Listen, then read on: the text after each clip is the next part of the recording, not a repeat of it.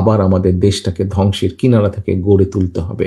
সামনের দিনগুলো আমাদের খুব ভালো দিন নয়। কিন্তু আমার বক্তব্যের প্রথমেই আমি শহীদ ওসমান হাদির আত্মার মাগফিরাত কামনা করছি।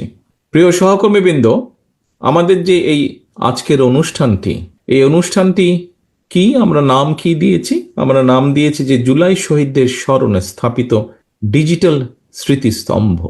জুলাই আন্দোলনে আমরা আমাদের যে সকল ভাইদেরকে হারিয়েছি, যারা শহীদ হয়েছেন, স্বাভাবিকভাবেই তারা এই প্রজন্মের তরুণ সদস্য ছিলেন। এই প্রজন্মের বা এই যুগের অন্যতম আবিষ্কার বা অন্যতম খুব পপুলার একটি মাধ্যম হচ্ছে আইটি মাধ্যম, ইন্টারনেট যেটিকে আমরা বলি। স্বাভাবিকভাবেই এই ইন্টারনেটের সাথে আমাদের তরুণ প্রজন্ম যারা এখন, তাদের একটা খুব নিবিড় সম্পর্ক রয়েছে। কিন্তু এই ইন্টারনেটের একটি হয়তো সমস্যা রয়ে গেছে, সেটা হচ্ছে ব্যয়বহুল। সবার জন্য অনেক সময় এফোর্ড করা সম্ভব হয়ে ওঠে না।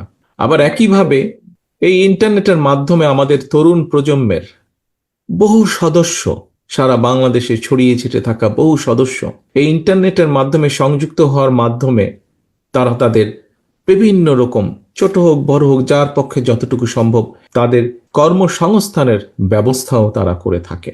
আজকে আমরা যেটি আগামী দিনে বাংলাদেশে করতে চাই, সেই কাজটি যেটি সরকার বা দেশের পক্ষ, রাষ্ট্রের পক্ষ থেকে আমরা করতে চাই, সেই কাজটি আমরা আমাদের দলীয় অবস্থান থেকে প্রথমে শুরু করেছি।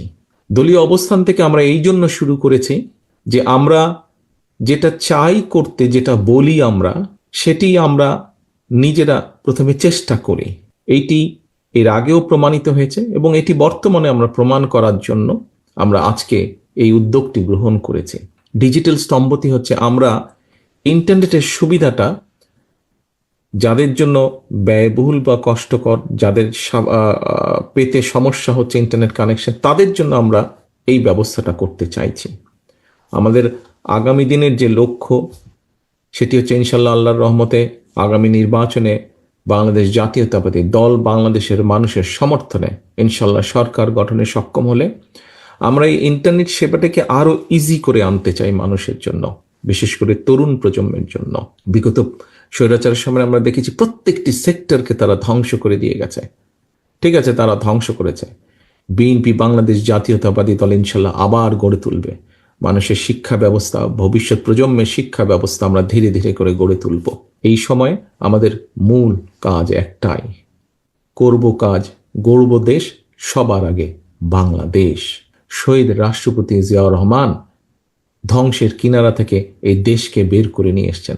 আপনারা তারই সৈনিক। আজকে দেশনেত্রী খালেদা জিয়া 91 সালে যখন সরকার গঠন করেছিলেন, তখনও স্বৈরাচারের কবল থেকে দেশকে রক্ষা করে ধীরে ধীরে ধ্বংসের কিনারা থেকে উন্নয়নের পথে দেশকে নেওয়া হয়েছিল।